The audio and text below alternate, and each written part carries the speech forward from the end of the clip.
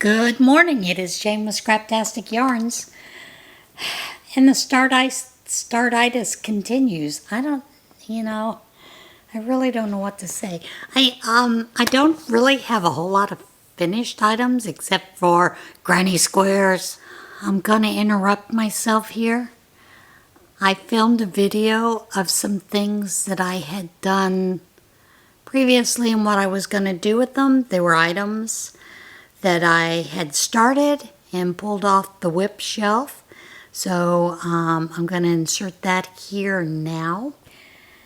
Hi, this is Jane with Scraptastic Yarns, and I thought I would start going through some of the things that I have on they've been just waiting to be finished, deciding whether to finish them or what to do with them. So yeah, here we go. This is my everyday cardigan, and I had at one time had it finished, but the sleeves were entirely too large and too long. So I have the sleeves to make, so I plan on making those this week, getting it all put back together and ready to go. Like I said, this is the Crochet Everyday Cardigan that is by Sorella. And that is, let me take that out of there so you're not getting the glare. So that is that cardigan. So I am going to work on the sleeves, get those done, and then I will post it finished later, you know, probably as a finished item with one of the regular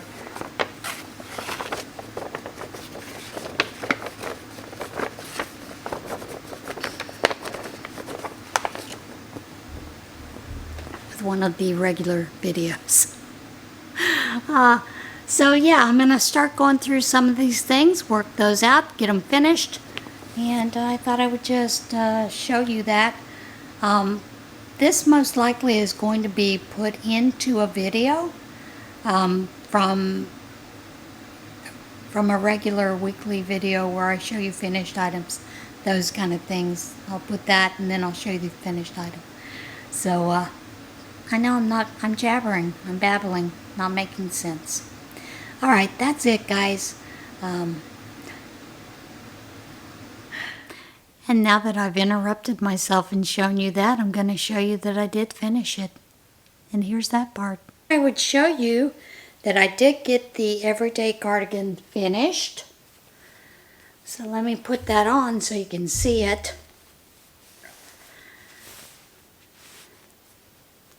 Now this is going to be one of those sweaters that is really bulky, but that's fine. I tend to keep my home much colder than normal, and so I really like this because of the way it came out. I did add some slip pockets on each side for it. I'm not adding any buttons whatsoever. And it does come down below my rear end because it's a nice long cardigan. That's the way I chose to make it. It actually goes to my knees. Now, granted, I am 5'1" now after my neck surgery. So, yeah. But it is finished. I really like the way it came out. And, like I said, all I had to do were the sleeves. Finally did get that out of the way. So, yeah. Now, I'm going to lower you guys down a little bit. Don't get sick. If you do, I'm sorry. But I decided to, I had looked at a project, pulled it out, and was looking at this one that I had started, and this is just a top that I created. Well, all I had to do was finish the back, and I got to looking at it, and I realized the back is way bigger than the front. Let me show you.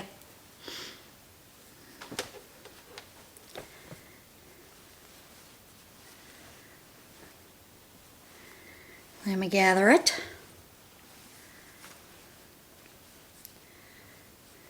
The front piece is actually in front. This is the bottom hem. See how it goes?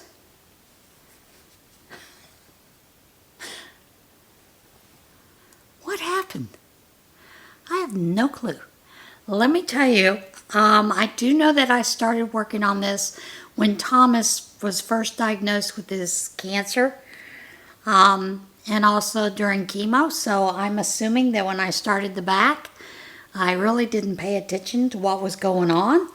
So yeah, the back is going to have to be ripped out. I am going to go ahead and rip it out, and then I will start that over. Now in the meantime, I did pull another bag, trying to decide if I want to finish it or not. And this is that one that I was doing. Basically you start with a square. Yeah, square like this. And then you work on the other side, finish it. I have decided I'm going to rip this one completely back and start over with a different pattern.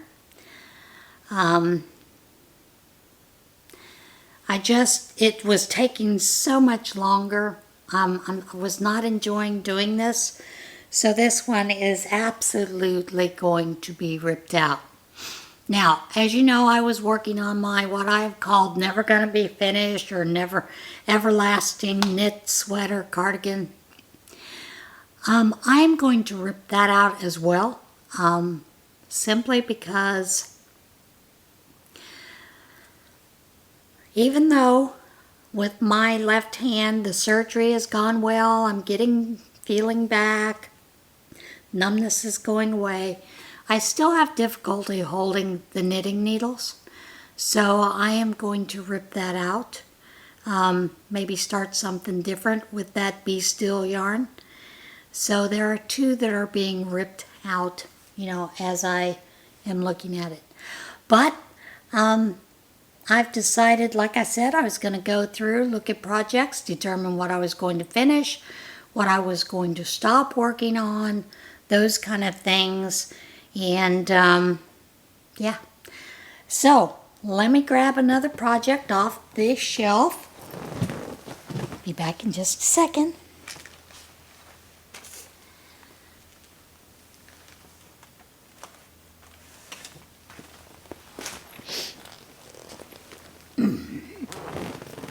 This is a pattern by Expression Fiber Arts, I believe. Don't quote me on it. Yes, Expression Fiber Arts. And it was this shawl. And it is called the, what is it called?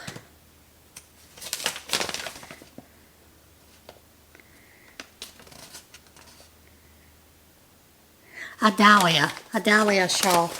And I was using two colors of the,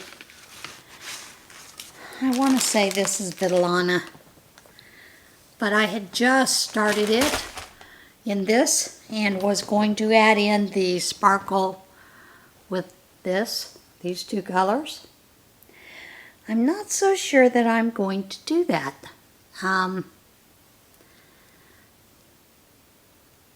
But I think I will go ahead and work on it and determine later on if I do want to stop working on that and change that up.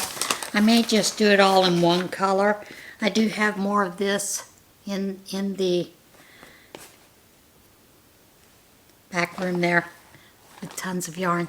So I think that I am going to do that. Put this back, change it up a little bit. Or maybe I will just do it in two colors. Who knows? You know, I'm crazy like that. So that is the next project I'm going to work on for the knitting. And, the crochet to finish up some of my projects. So this project bag I will be working on shortly. All right, that is it for this section. I guess I'm going to call this, do I finish it, frog it, or what? Or, in this case, oops, what happened? So far I have 2 that are being ripped out. One that is sort of going to be restarted and finished as soon as I get that ripped out and restarted again. And that green one is done with the comfy cotton. And I'm not sure that I still have the tag for it, but I think it was like spring green or something like that. Or maybe flowers green flowers. But yeah, that is it for this section. I hope you enjoyed this little bit. I'm determining that I'm going to finish up some projects because I'm sick of seeing them sitting over there on that wall not getting done. All right, that's it, folks. Talk to you in a few. Bye. But I thought I would show you. I have continued to work a little bit on each thing as I go. You know, this blanket with the red heart yarns, and as well as working on this blanket with the Eversoft and the Simply Carons that I have. You know, I'll do a row, maybe 2 rows while I'm watching TV, that kind of thing. And as you know, I ripped out that one nice big shirt that I had started because the back side was way bigger than the front side. So I did start the back side again, and it is just half double crochets. And basically this is a real simple top. You basically make 2 squares. You can use any stitch you want, you know, about the size of your body primarily, and up until you get to around your neckline. And then your neckline, you have to decide if you want to do it curved or if you want to do a V-neck. The one that I chose was V-neck, so I found the center and then started building up for a shoulder on the one side to where it came up to the top of my shoulder. So now I'm working on the back side, and the back side basically will be all the way up till I get to where I'm ready to start my arms. It's going to be a short sleeve, more or less kind of like a, what they call a cap sleeve, where it just kind of goes right in here.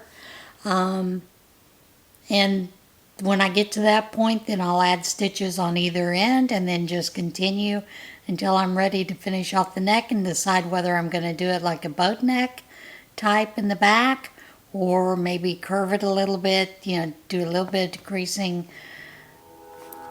Who knows? You know, I just don't know where I'm going to go with that. But yeah, that's basically where I'm at right now with that. Let me silence the phone.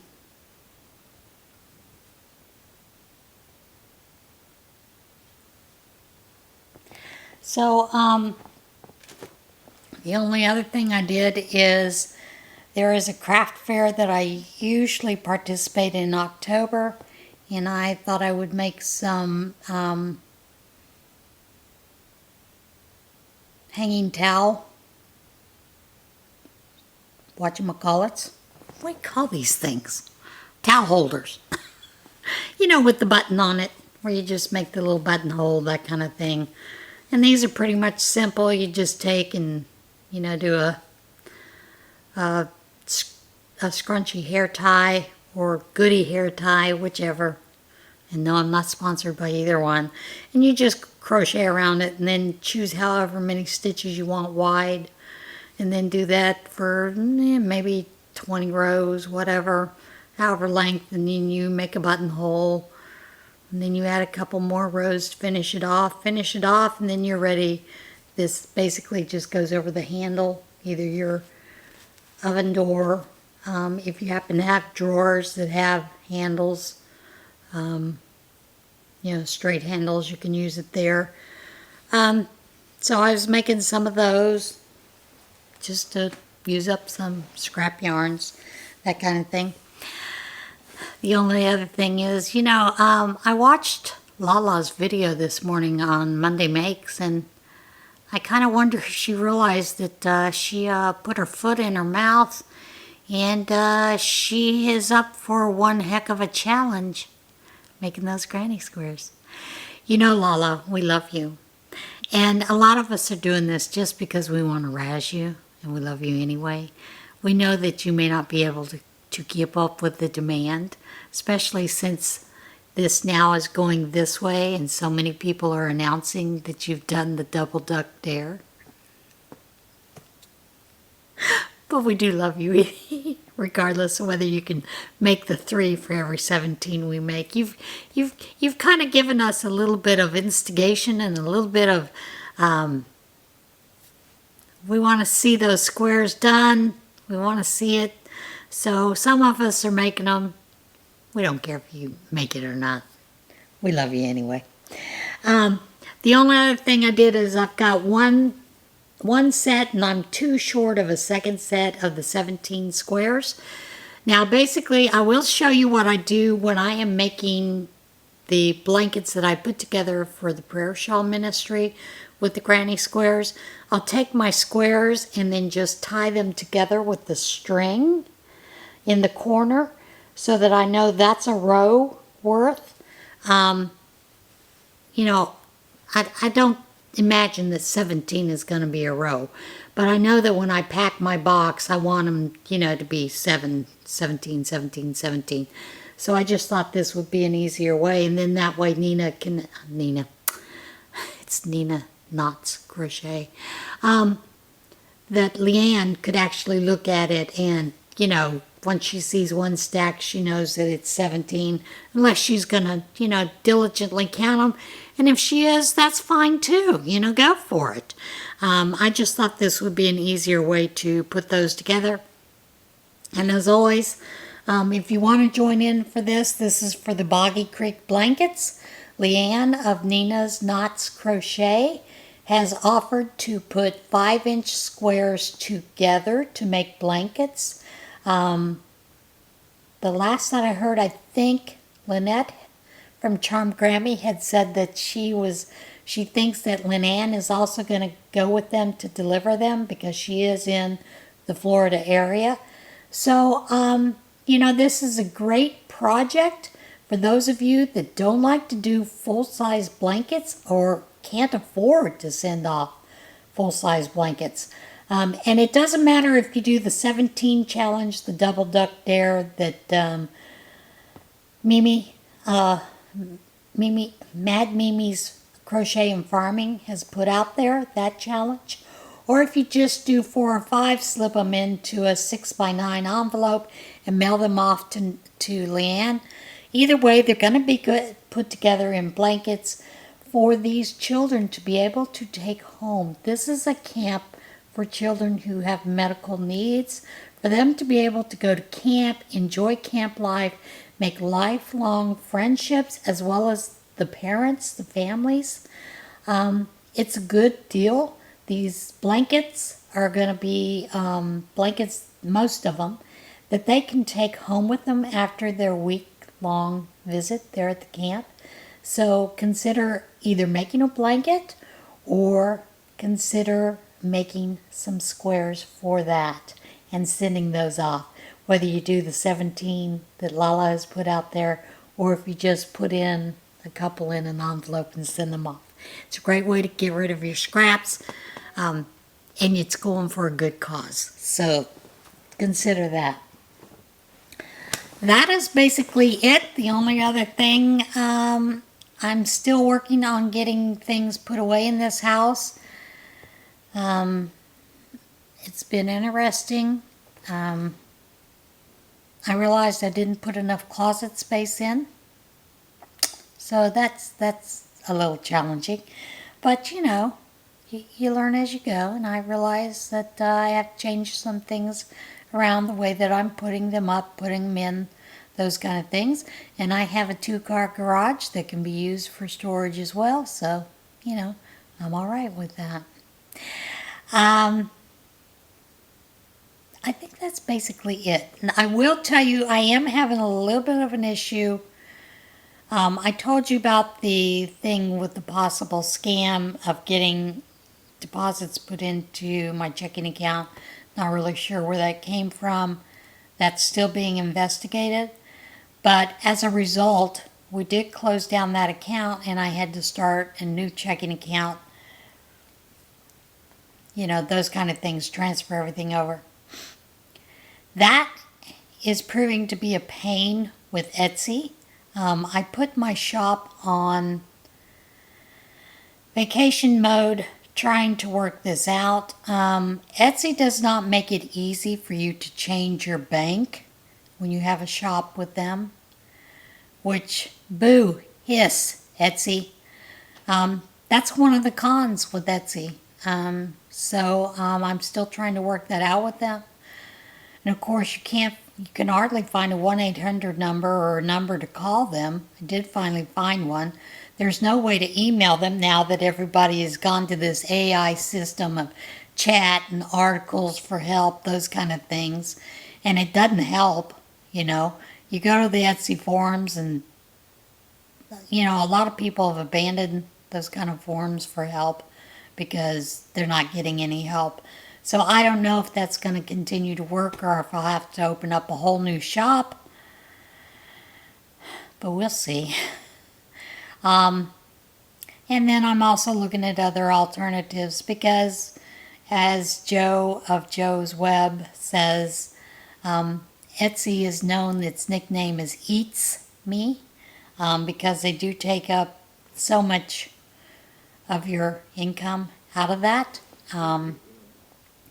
Which I understand because they are a publicly traded company and they have to satisfy their members who, you know, the public that have invested in them, they expect a return.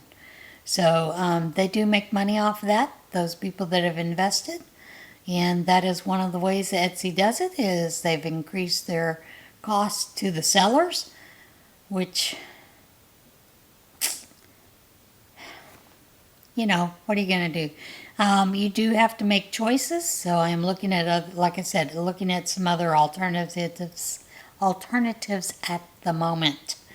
So that's where things are with me in my life right now. Yeah. All right. Are you ready for a little what in Tarnation? I love these feel-good stories. Pilot brings Texas girl's lost doll home from Tokyo. A pilot came to the rescue of an American Girl doll accidentally left behind at a Tokyo airport by a 9-year-old Texas girl. Rudy and Celeste Dominguez discovered after returning to the U.S. from their trip to Bali, Indonesia, that their daughter Valentina was missing her doll Beatrice. The doll was last seen on a plane in Tokyo where the family had a stopover on their flight. We checked our bags to see if maybe she was in there, but we all remembered seeing her on the plane. So once we did the search, didn't find her, we called the airline, and then we sent an email to the airline looking for her. The father told Good Morning America. Valentina Dominguez said Beatrice is her favorite toy. She brings me happiness, and she's my best friend, she said. When she was missing, we got settled into our hotel. I felt very bad. I felt like my heart was broken. Oh. The parents posted about the lost doll on Facebook, and the post came to the attention of James Dannon, an American Airlines pilot based out of the Dallas-Fort Worth area. Dannon reached out to Turkish Airlines Lost and Found at Haneda Airport in Tokyo and was able to locate Beatrice. He personally escorted the doll across the globe, snapping pictures for Valentina at various airports along the way. Dannon delivered the doll to the girl in person this week.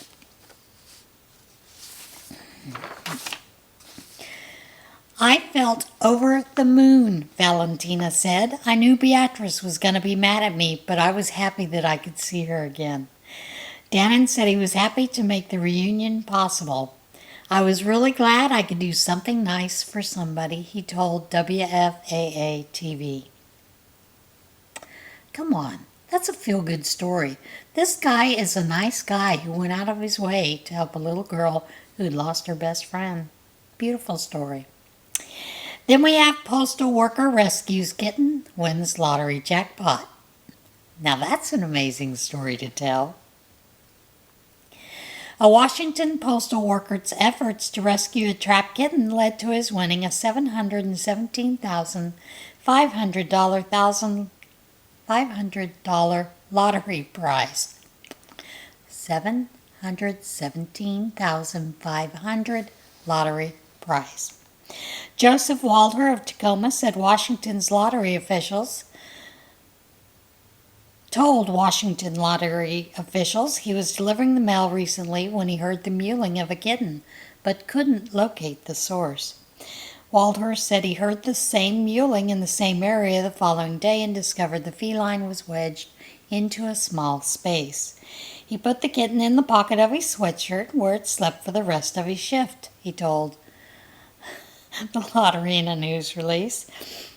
Walter said the kitten rescue left him feeling lucky, so he stopped at the Quinto convenience store and bought a Hit 5 ticket. The postal worker checked his ticket with his wife a few days later and discovered he had scored the $717,500 prize. Walter credited the lucky kitten with his win. He said the feline, now named Peaches, will have a new home at his house. The winner said he plans to use his prize money to help his parents with their retirement and donate to charities. My wife and I have everything we need. We just want to help others, he said. This next story, the video is kind of interesting. Elephant swings crocodile biting its tail. A crocodile fights an elephant only to realize it may have bitten off more than it can chew. It then gets swung around by the elephant until it lets go. 53-year-old safari guide Emmanuel Sati was able to capture this incredible sighting in South Africa on camera. The sightings and story were shared with latestsightings.com. It was one of those days where we were heading back to camp from home on our days off. Just a regular drive, or so we thought. Little did we know that we were able to witness a once-in-a-lifetime event. As we were driving by the Luanga River, we saw a commotion transpiring in the water below. As the sighting started playing itself out, we were able to identify the culprits, an elephant and a crocodile. I couldn't help but feel a mix of emotions. On one hand, I was a bit scared for the crocodile. I mean, have you seen how big elephants can get? I was absolutely thrilled to witness something so rare, and boy, was it a sight to see. The elephant was putting up a good fight, and the crocodile wasn't backing down either. Crocodiles tend to target smaller antelope and fish as their sources of food. It's almost unheard of that a crocodile will attempt to kill an elephant. Can't imagine why. It was either extreme hunger or desperation or over-ambition that drove this crocodile to attack an elephant. In the end, the elephant managed to shake off the crocodile and cross the river. Phew! What a relief, I must say. That was one of the most exhilarating moments of my career as a safari guide. And the fact that it was my first time seeing an elephant fight with a crocodile just made it all the more special. As a safari guide, I've had my fair share of incredible wildlife sightings, but this one definitely takes the cake. It's not every day that you get to witness something like an elephant fighting a crocodile. These sightings are rare and precious, and it's moments like these that make me grateful for the job that I have.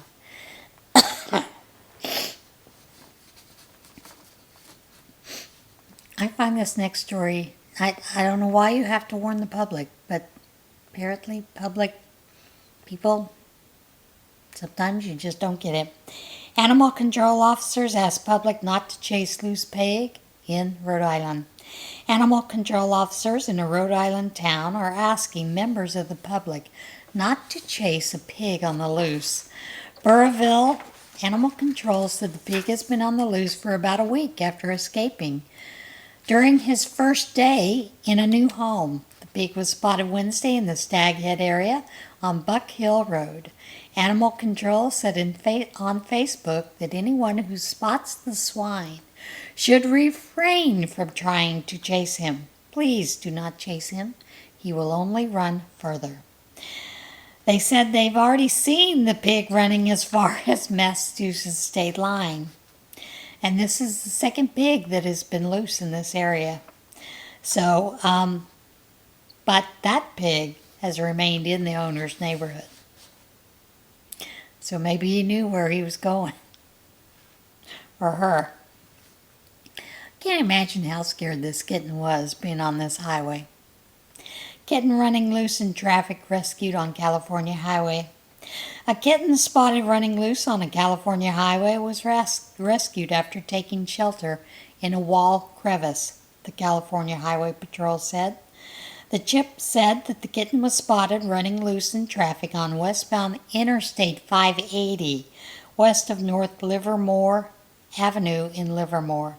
Trooper chased the kitten until it found a place to rest in a crevice on the freeway wall. They said on social media. The kitten was taken to its next adventure at the East County Animal Shelter.